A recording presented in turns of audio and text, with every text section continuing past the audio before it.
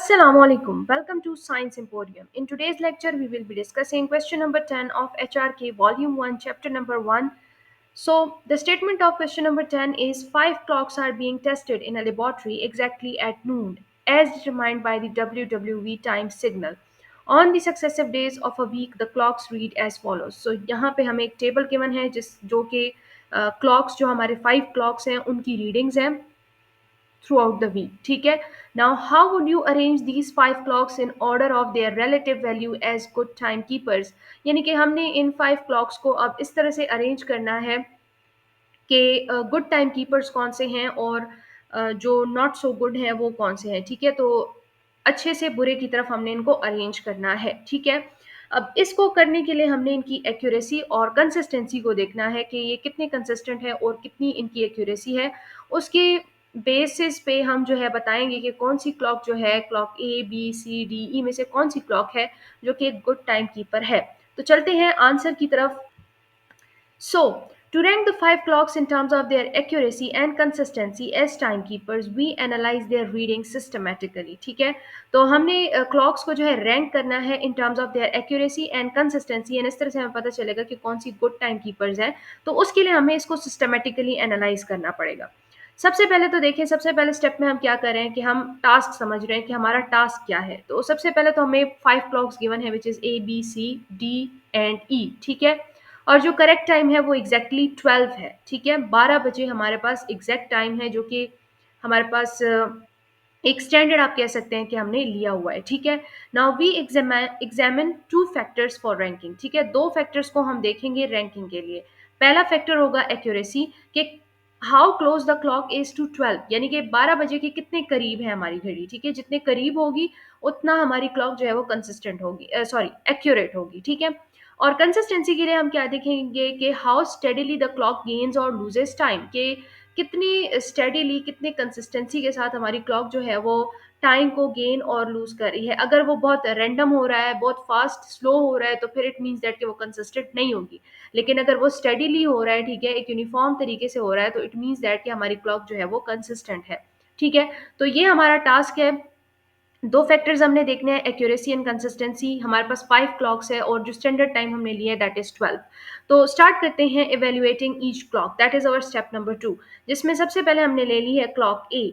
तो देखिए क्लॉक ए हमारे पास क्या है, 12:36 और 40 सेकेंड्स है. ठीक है. मंडे संडे को, फिर मंडे को जो है वो 12:36 और 56 हो गया. ठीक है. ट्यूसडे को 12:37 मतलब इस तरह से देखें आप, थोड़ा बहुत चेंज आ रहा है. लेकिन देखें कोई ऐसे इस तरह का चेंज नहीं है कि हम कहें कि बहुत ही ड्रास्टिक चेंज आ रहा हो. ठीक है. सो ऑब्जर्वेशन यहाँ पे हमारी क्या आती है कि ये गेन करता है approximately 16 to 17 seconds per day. ठीक है ना. 16 या 17 सेकेंड्स जो है ये पर डे गेन कर रहा है. ठीक है. जैसे यहाँ पे 40 है, फिर यहाँ 56 हो गया. ठीक है. टाइमिंग आवर एंड मिनट वही है, लेकिन जो सेकेंड्स है वो चेंज हो रही हैं. इसी तरह यहाँ पे अगर आप देखें तो यहाँ पे भी आपके पास जो है टाइम चेंज हो रहा है. ठीक है. और हमारे पास कोई 16 टू 17 सेकेंड जो है एज एवरेज अप्रोक्सीमेटली हमारे पास क्या हो रही है, गेन हो रही है. ठीक है. अब इशू क्या आ रहा है कि ये कंसिस्टेंट तो है, देखिए स्टेडी चेंज आ रहा है. ठीक है ना. लेकिन ये बहुत ही ज्यादा इनएक्यूरेट है क्योंकि ये बहुत फास्ट चेंज है. ठीक है.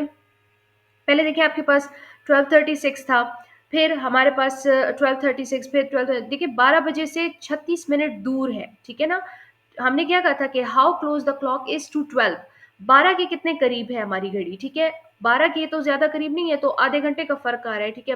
12 से आधे घंटे से भी ज्यादा टाइम जो है वो दूर है हमारी घड़ी. तो it means that it is inaccurate, लेकिन कंसिस्टेंसी इसमें है क्योंकि आप देख पा रहे हो कि ज्यादा कोई बड़ा डिफरेंस नहीं आ रहा. स्टेडीली आपकी क्लॉक जो है वो रन कर रही है, टाइम को गेन कर रही है. ठीक है.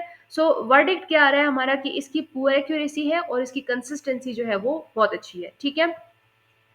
फिर हमारे पास आ जाता है हमारा क्लॉक बी. ठीक है. क्लॉक बी को अगर आप देखें तो पहले 11:59 था, फिर 12 हो गया, फिर 11:59 हो गया, फिर 12, फिर 12 और 11:59 एंड 12. ठीक है.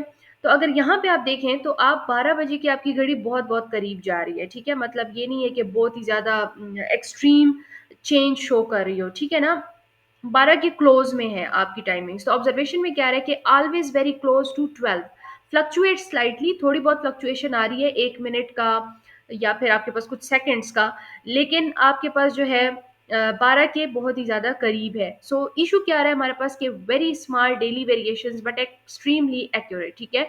सो वर्डिक्ट क्या आ रहा है कि ये बेस्ट क्लॉक है, क्यों? क्योंकि एक तो ये कंसिस्टेंट भी है, ठीक है, और ये एक्यूरेट भी है। इसकी एक्यूरेसी भी हाई है क्योंकि 12 बजे के करीब आपका टाइम जा रहा है, और कंसिस्टेंट भी है क्योंकि टाइम जो है वो यूनिफॉर्मली एंड स्टेडीली चेंज हो रहा है, चाहे वो गेन करे या लूज करे, लेकिन स्टेडीली कर रहा है, ठीक है ना। सो क्लॉक बी जो है उसकी वर्डिक्ट ये आ रही है कि ये बेस्ट क्लॉक है with high accuracy and consistency. Okay, next आते हैं क्लॉक सी की तरफ। तो क्लॉक सी की टाइमिंग आपके पास Sunday, Monday, Tuesday, Wednesday, Thursday, Friday, Saturday को क्या आ रही है? 15, 50, 45, 15, 51, 43, 15, 52, 41, 15, 53, 39, 15, 54, 37, 15, 55, 35। सो ये आपके पास इसकी टाइमिंग आ रही है। इसको मैं बोल बोल के टाइम वेस्ट नहीं करती, आपको डायरेक्ट समझाती हूँ कि पहले तो आप देखें कि आपके पास तकरीबन 3-4 बजे का टाइम हो रहा है, ठीक है।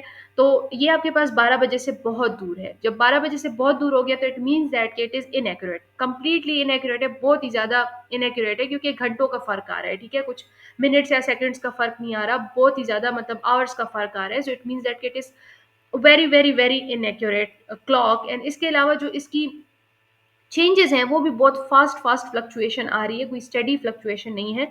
तो ये जो है ये आपके पास टाइम कीपिंग के लिए एक अच्छी घड़ी नहीं है, ना तो ये कंसिस्टेंट है और ना ही ये आपके पास एक्यूरेट है। सो इसका वर्डिक्ट आ रहा है कि वर्स्ट क्लॉक है, ठीक है।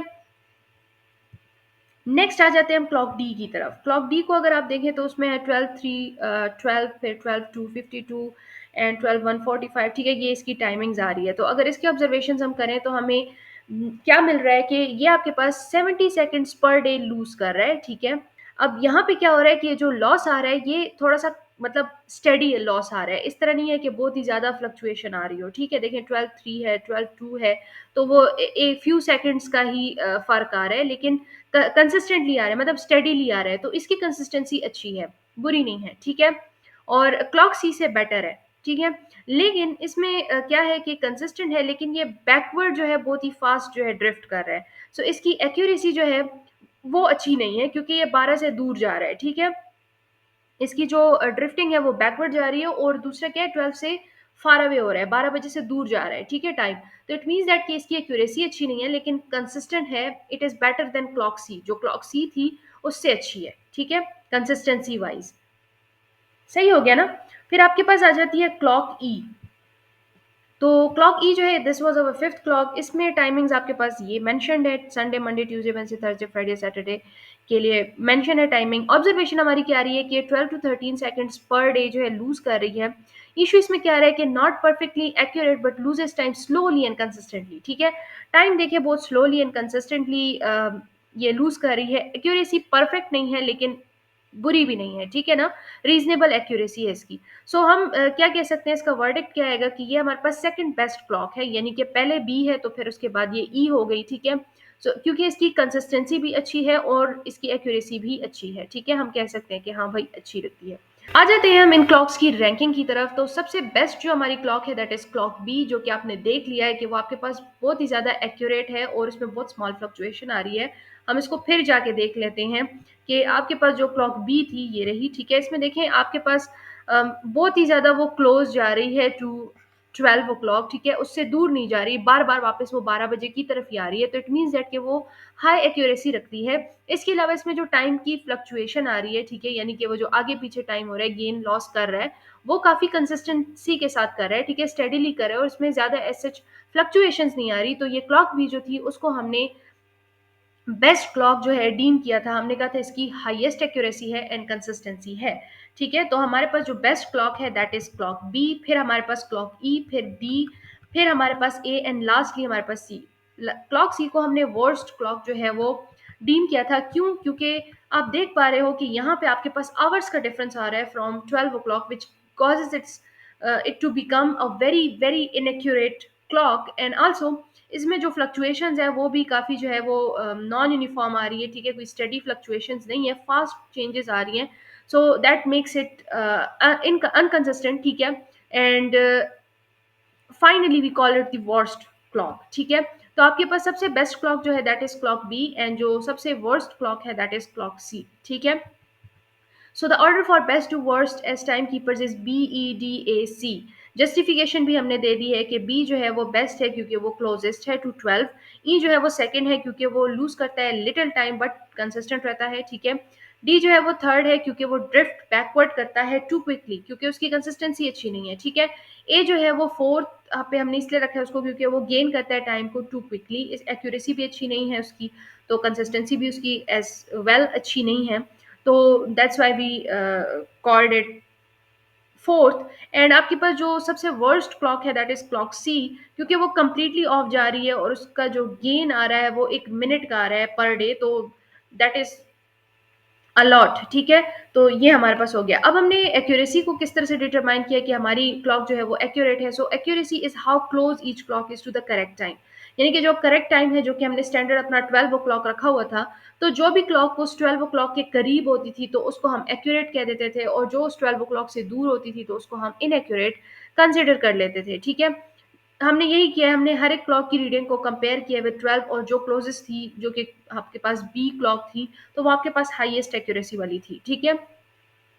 The WWV time signal defines 12 as the correct time. Any deviation from 12 indicates an inaccuracy. The closer a clock to 12, the more accurate it is. ठीक है। Now किस तरह से हमने consistency को determine किया? So consistency refers to how steadily a clock gains or loses time. कि कितनी steadily, कितनी uniformity के साथ आपके पास clock जो है वो time को gain या फिर lose करती है.